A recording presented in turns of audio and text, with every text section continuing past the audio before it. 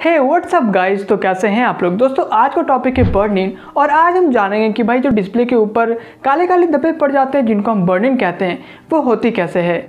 Guys उससे पहले कि आज हम बर्निंग को समझें, यहाँ पे सबसे पहले हमें पिक्सल लाइट को समझ लेना होगा, क्योंकि जब तक हम पिक्सल लाइट को नहीं समझेंगे ना तब तक हम बर्निंग को नहीं समझ पाएंगे। यहाँ पे गाइज मैं आपको बता दूं कि पिक्सल लाइट ना वो दो अलग अलग टाइप्स के होते हैं, उन्हीं को हम सबसे पहले यहाँ पे समझेंगे। और मैं आपको बता दूं पिक्सल लाइट का मतलब क्या। तो यार आप सभी को पता है कि एक डिस्प्ले के पीछे में एक लेयर होती है, उस लेयर के पीछे में हजारों लाखों पिक्सल्स होते हैं और उन पिक्सल्स के अंदर में छोटी छोटी बहुत सारी लाइट्स होती हैं और वो भी दो अलग अलग प्रकार के होते हैं जिनको हम यहाँ पे सबसे पहले समझेंगे। गाइज यहाँ पे जो सबसे पहला प्रकार आता है ना वो है RGB लाइट्स। इसका मतलब red green and blue lights. यहाँ पे गाइज आप सोच रहे होगे यार सिर्फ डिस्प्ले में red green and blue lights ही थोड़ी ना होते हैं, इसके अलावा भी कलर्स होते हैं बहुत सारे, वो सारे कहाँ गए। तो यार चलो इसको समझ लेते हैं। तो ये सबसे पहले आप समझ लो ना कि अगर आपको चाहिए डिस्प्ले में एक सिर्फ ब्लू कलर, तो आप क्या करोगे कि रेड और ग्रीन को कर दोगे ऑफ और रहेगा ऑन सिर्फ ब्लू कलर। ऐसे में डिस्प्ले में सिर्फ और सिर्फ ब्लू कलर ही नजर आएगा। अगर कहीं से हमें रेड कलर तो हम ग्रीन और ब्लू को ऑफ कर देंगे। अगर हमको चाहिए ब्लैक कलर तो हम रेड ग्रीन ब्लू तीनों को ही ऑफ कर देंगे और वो ब्लैक हो जाएगा। इसके अलावा गाइस कोई और कलर अगर हमें चाहिए ना तो हम यूज करेंगे मिक्स टेक्निक का। वो कैसे होगा गाइस, तो हम सभी ने बचपन में पढ़ा है कि एक कलर को अगर दूसरे कलर के साथ मैच करते हैं ना तो कोई तीसरा कलर बन जाता है वहाँ पे। बिल्कुल इसी टेक्निक को यहाँ पे यूज में लिया जाता है। अब मान लो कि रेड को ग्रीन के साथ में मैच करेंगे तो कोई और कलर बनेगा, ब्लू को ग्रीन के साथ मैच करेंगे कोई और कलर बनेगा।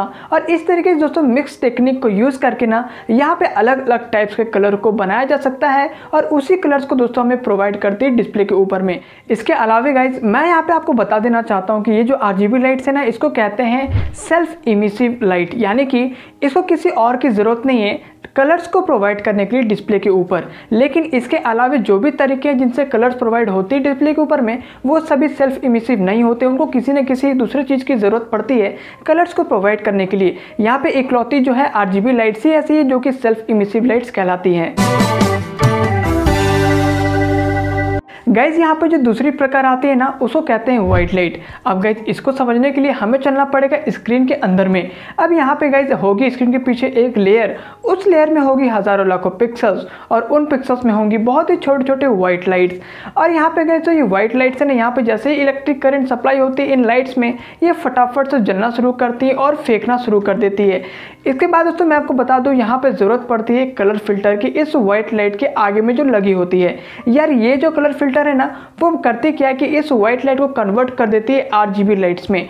ठीक उसी तरीके से जैसे हमने RGB लाइट को समझा है अब वो वैसे ही काम करने लग जाता है। जबकि अगर व्हाइट लाइट सीधा अगर डिस्प्ले पे पड़ती तो यार हमें जो है चीज़ें ब्लैक एंड व्हाइट दिखती, जो कि हमें पहले जो टीवी जो होती थी ब्लैक एंड व्हाइट वहाँ पे देखने के लिए मिलती थी। लेकिन इसके आगे जब कलर फिल्टर लग जाता है तो ये RGB लाइट्स को इमिट करना शुरू कर देता है। तो गाइज यहाँ पे जो है ना वापस जो है कलरफुल इमेज वीडियोस हमें देखने के लिए मिलते हैं स्क्रीन के ऊपर में। तो कुछ इस तरीके से यहाँ पे काम करती है व्हाइट लाइट। और इसलिए दोस्तों मैंने आपको कहा था कि एक RGB लाइट एक ऐसी लाइट है जो कि सेल्फ इमिसिव है।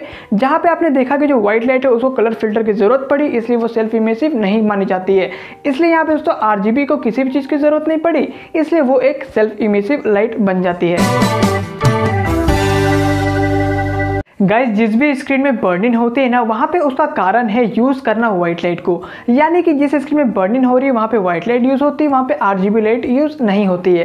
तो यार जैसा कि मैंने आपको बताया व्हाइट लाइट वाले में कि यार जब व्हाइट लाइट इमिट करती है यानी कि फेंकती है तो वो जाके टकराती है कलर फिल्टर के ऊपर में और जो कलर फिल्टर है वो कन्वर्ट करता है उस व्हाइट लाइट को RGB लाइट्स में। यहाँ पे गाइज जब कन्वर्ट करती है ना उससे पहले उस व्हाइट लाइट को एब्जॉर्व करती है ये कलर फिल्टर। और एब्जॉर्व करते वक्त होता क्या है कि 70% लाइट को ही एब्जॉर्व कर पाती है, बाकी के रह गए 30% उसको एब्जॉर्ब नहीं कर पाती है। और जब हम लंबे समय के लिए उस डिस्प्ले को यूज करते हैं तो यही कारण बन जाती है बाद में बर्निंग का। तो गाइज इस तरीके से एक डिस्प्ले के ऊपर में बर्निंग होती है। इसके अलावा गाइज मैं आपको बता दूं कि ऐसा नहीं कि इस बर्निंग का सॉल्यूशन नहीं हुआ है, बल्कि इसका परमानेंट सॉल्यूशन हमारे रिसर्चर्स ने कर लिए हैं, जो कि मैंने आपको 10,000 ppi न्यू OLED स्क्रीन वाली वीडियो पे बता दिया है। उसका लिंक मैंने डिस्क्रिप्शन में और आई बटन में दोनों जगह दे दिया, आप जाकर के देख सकते हो। तो यार आज के इस वीडियो में इतना ही। अगर आपको वीडियो अच्छा लगा तो वीडियो को लाइक कर दीजिएगा, चैनल को सब्सक्राइब कर लीजिएगा और मिलते हैं अगली वीडियो में। Bye bye.